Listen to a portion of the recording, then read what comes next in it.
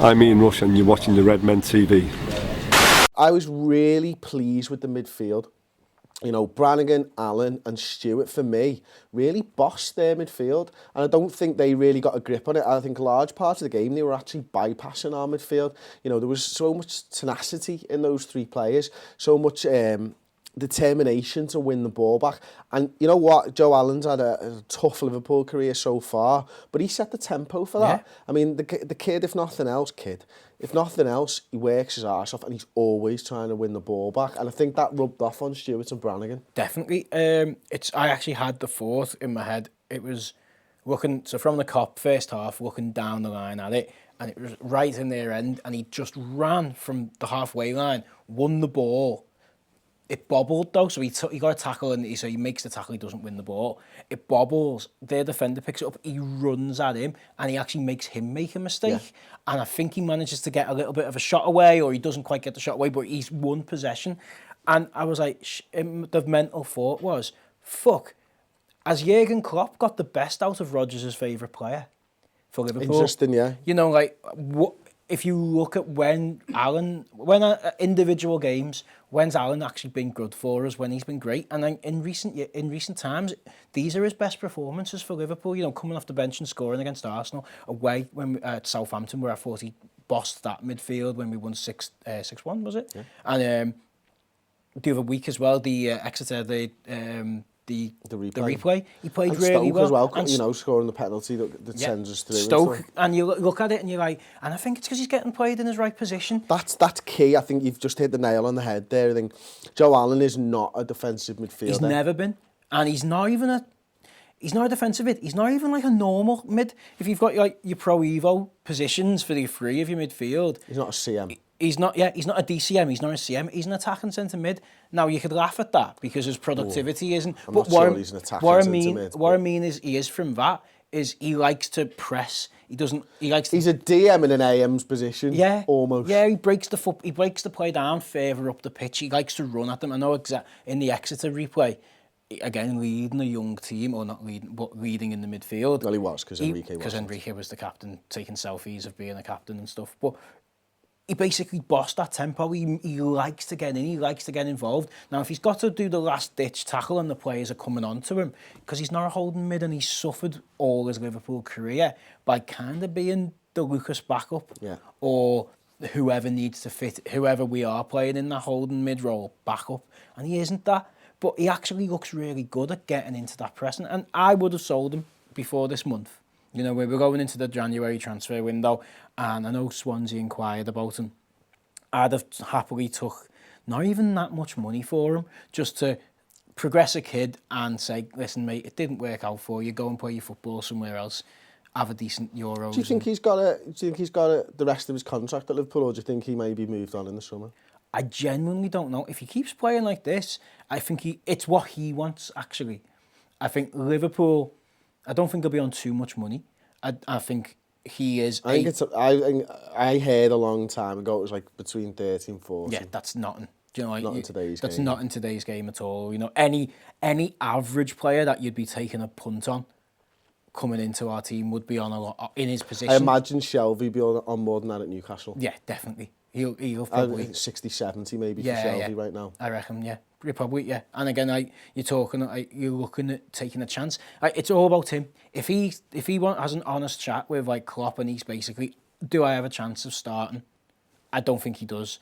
Does he have a chance of starting all the cup games? Which hopefully next year we have cup runs again and we manage to get into the Europa League, Champions League outside, but you know, definitely Europa League, which has got a lot of football in it. I think he's proven in this month in a Klopp team he can do well in that other position as almost like the Lallana or the Henderson cover, and there's nothing wrong with that. If he's happy to be part of the squad, he has proven himself for me this last month under Klopp's style of play to be a decent part of the squad. If he wants to play football and he's got another move in him, fair play to the lad. If he's being honest and he says, look, I want to play football, try and find me a club. Hopefully this month will have added a few more million to his value. Yeah, and you know what? I think the one sort of problem that I have with Joe Allen nowadays, and it's more born out of the fact that I don't particularly want to see, I want to see us with two up top. Yeah. One of the ways to see Liverpool with two up top is you sort of sacrifice a man in the midfield. For me, Joe Allen only works as part of a three. Yeah. And I don't want to see a three in midfield quite often. And, you know, don't get me wrong, there's games where I want to see Liverpool play three in the park, and generally against the top teams who like an Arsenal. I think it's really important that you have a nailed on defensive midfielder and two backing him up. So for me, Joe Allen is almost a luxury player with that in mind. I think the problem is that he's just not physical enough. Yeah. You know, when there's two players going 2-on-2 in the centre of the park, Joe Allen's not quite good enough, I don't think. But if you play him as a three and you say to him, listen, there's your little niche, go and win the ball back, and you don't need to worry as such about your positioning because you know you've still got two men behind you. I think Joe Allen's really good for that. Yeah. Been really and he had impressed that with today. him. He had that today, and he's had that when he's played really well recently. What I've really liked about him, and what I think has impressed me as well, is he's not sulked that he's having to play in the second string team. No. He's not. He's actually played well, and you can see that Brannigan and Stewart are benefiting from playing with him. Which, you know what, let's be nice. You know, he's never going to go down in the history of the best midfielders that have played for Liverpool. We probably paid a little bit too much money for him because Rodgers knew him, wanted someone who knew him and could speak for him in the dressing room, and Swansea were in a bargaining position.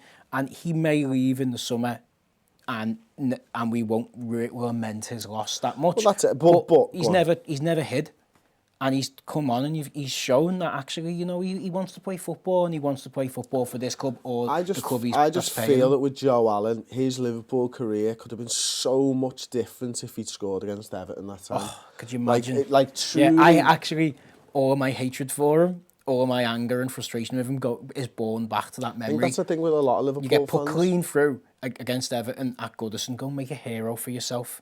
You know, we actually have... As you say, he's not hiding. He never has hidden. And one of the things that really impresses me with Joe Allen, he can be out the team for 6 weeks and be injured. He's had too many injuries actually at Liverpool as well. But he always comes back and he never seems to have missed a beat. The only other player that I've sort of see, and it's just not a comparison this at all, Sergio Aguero does that. Yeah. And in fairness, Sanchez as well. He just doesn't seem to miss a beat. Like, just drops straight back in. And Daniel Sturridge does it as well, to be fair. But Joe Allen as a midfielder, I think it's a little bit harder to do that when you bang in the middle of the pitch, because you're up against probably the fittest players. Because they are doing so much running. Yeah, and to be fair, further up the field, you judge that basically on goals. So they can go missing for most of the match. You don't know if you, especially when it's players from other clubs. If I'm only watching their match today highlights, and I go, "Wow, he's only just come back from injury and he got 2 goals today." He might have done fuck all for the rest of the match, but he scored the 2 chances that came to him. Whereas in midfield, you've got to be there for the whole of the match. There's 2 things, isn't it? One, first season under Rodgers, Lucas gets injured in the City game at home, and he went, shit, and Allen went into hole, and then it ruined him because he was actually really liked by Liverpool fans up until that. He was neat, he was tidy, he was good on possession, and then you get put clean through a Goodison and make a chance to be a hero. We've made heroes out of lesser players who've done less for Liverpool because they've scored iconic goals or they've scored great goals like that. Final question on Joe Allen before we move on to the centre-back pairing. Welsh pillow or Welsh Avi? It's the beard, isn't it? So Xavi can't grow a beard, so it's got to be. It's got to be the Welsh pillow, isn't it? It does. I fully agree with that. Are you kidding me? That's just pure Daniel, isn't it? Sure, he did something like that against Villa, didn't he? And you did the dance. I think we've got to watch that back. That might be the best moment there, mightn't it? It could be looking at your career so far. Oh my word! Are you having a laugh?